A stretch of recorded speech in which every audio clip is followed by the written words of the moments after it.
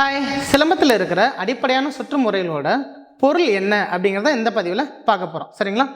இப்போ வெளி சுற்று, இந்த வெளி சுற்று, வெளிவாரல் இந்த மாதிரி சொல்லலாம். ஸோ இதோட பொருள் என்ன அப்படின்னா, எதிராளி நிற்கிறாங்கன்னா அவங்களோட தோள்பட்டை அல்லது காது அதை அடிக்கிறது, அதுதான் இதோட பொருள். சரிங்களா? இதை நாடி அடியிலையும் டச் பண்ணலாம். பட் நான் உங்களுக்கு ஷோல்டர் காது டைப்பில் உங்களுக்கு சொல்கிறேங்களா.